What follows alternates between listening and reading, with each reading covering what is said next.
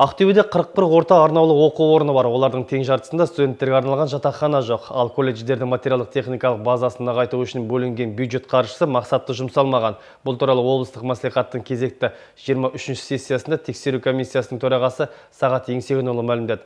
Қазынаның қаржысы қалай игеріліп жатыр? Гүлдана Байқызы тарқатады. Былтыр қазынаға 124 миллиард теңге қаржы құйылған, 117 миллиардқа жуығы қажетті салаға жұмсалды. Мәселен, білім басқармасына 16 миллиард теңгеден астам қаржы бөлінді, 100% игерілді. 14 мектеп күрделі жөндеуден өтті.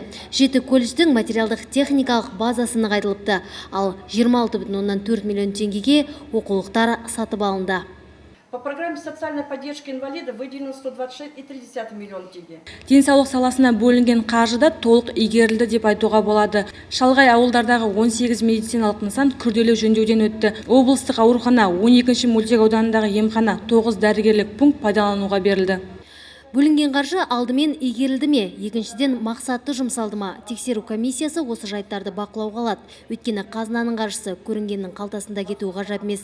Былтыр құзырлы орган өкілдері 262 нысанға тексеру жүргізген. Бюджеттің 96 миллиардтан астам теңгесі қалай, қайда жұмсалып жатыр, түбегейлі зерттелді.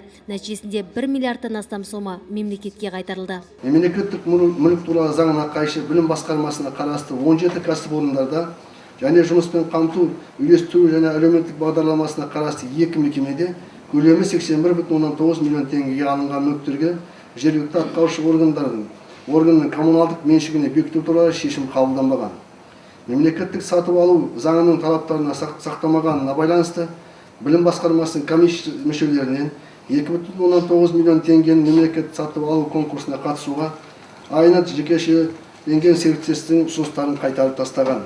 Ақтөбе облысы бойынша тексеру комиссиясының төрағасы Сағат Еңсегенұлының мәліметінше, әлеуметтік бағдарламаларға қарастырылған қаражатты 10 басқарма толық игермеген. Ал білім басқармасына қазынадан миллиардтап қаржы бөлінсе де, нәтиже көңіл көншітпейді. Ақтөбеде 41 колледждің тең жартысында жатақхана жоқ.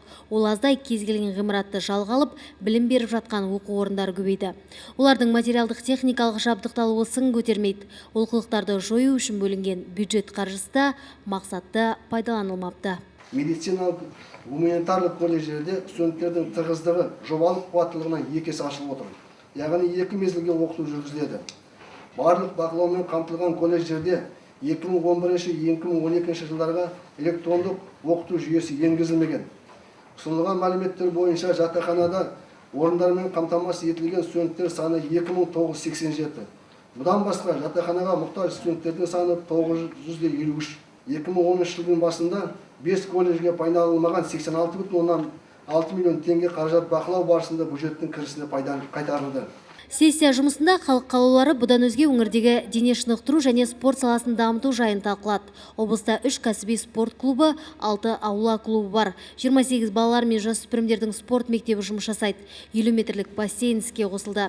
39 жасанды алаңдар салынды. Алайда бұқаралық спортпен айналысатын ақтөбеліктер саны тұрғындардың 30%-ын ғана құрайды. Депутаттар осы ретте жұмысты жандандыру қажеттігін алға тартты.